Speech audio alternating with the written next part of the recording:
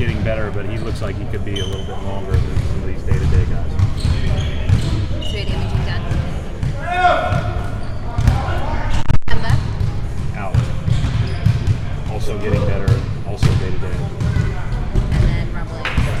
Out. Also getting better, not quite day-to-day. Is he still out to the All-Star break for sure? Yeah, for sure. So we'll be the goal now is we've gotten even more good news. So we're going to really start pushing it after the All-Star break. He'll start practicing with us after the All-Star break, and then hopefully he'll come back sooner. But supposedly he'll be able to do most of our live practice the day we come back. Anyone else?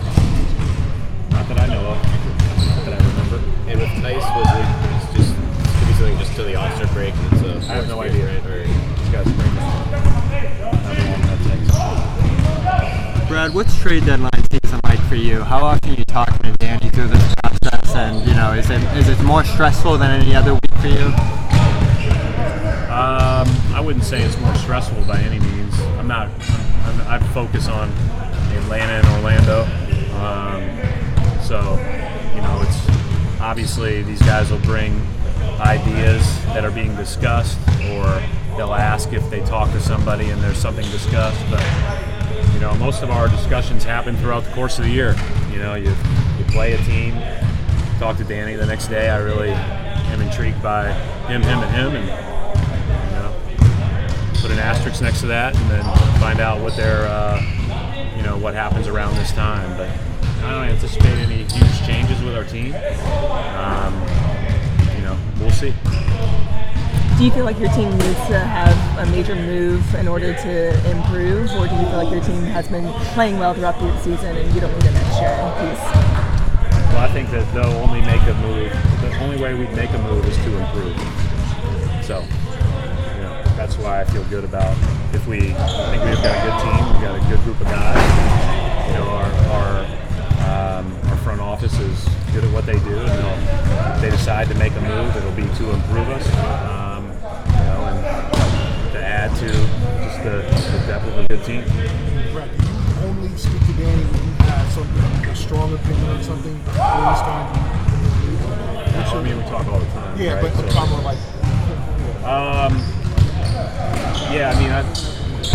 I try to pick my spot, Gary, right? But if there's something that I really think strongly about, I'm certainly not going to let the trade deadline go without sharing it. But I also respect that it's not my job, so I share it and move on.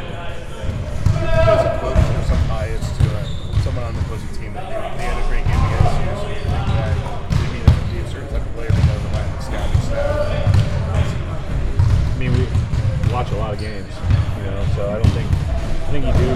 Maybe there's some of that plays in, but for every time we play a team, we watch 3 times as many games. So I think some of that stuff is probably overblown.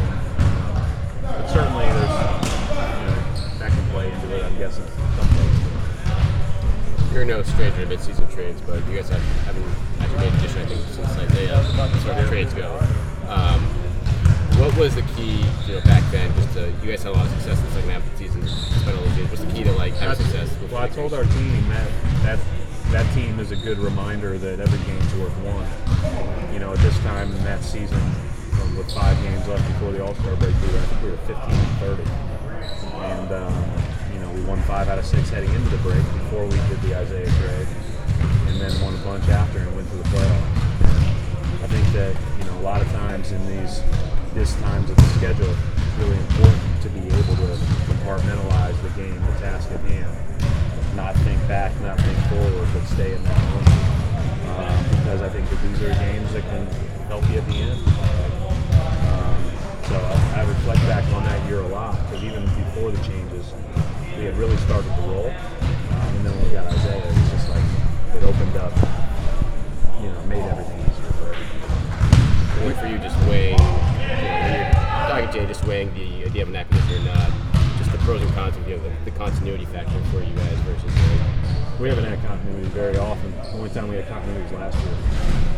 So in the last 3 years. So that's just part of it. You're always on your toes. You're always ready for change. practice, I don't think there's going to be a lot of change. I think there is, and it would only be with the idea of improving our team. We're not in any other situation, right? So that's a real problem. Looking back on that Isaiah trade, all those years back, what was that process like on that day between you and Danny, like we talked about? He called. We were in Sacramento. It was I think 11:50 Pacific time, 3 o'clock deadline for Eastern. So the deadline was in 10 minutes, and Danny called and said we're not doing anything. And 10 minutes later, we had traded for Isaiah, Jerebko, and Datome. And I still didn't have any idea as I got the calls who was going out at the time. So we were getting ready for a team meeting at 12:15. So I had to, I think one of them knew on Twitter that they had been traded, the other didn't. And so that's just the way the world works, unfortunately. You're preparing for the next game, you're preparing for the next practice, and sometimes that life stuff creeps in and happens. That's why the deadline's, a fun day for all that aren't involved, but can be certainly not as fun for the guys that are involved. What do you think of this 14, 12-player trade without getting the details because you can't? Can't talk about it. Sorry. I'm just confusion must be unbelievable. I'm not the level of detail that all these front offices and all these cap experts go to are pretty incredible. What were your thoughts about the Mookie Betts trade to the Dodgers? Yeah, first of all, I had no idea about the long-term cap and negotiations that have happened before and everything else. I'm a fan of his. I'm a fan of the Red Sox. I'll still root hard for both. Thank you. Thank you. Thank you, Coach.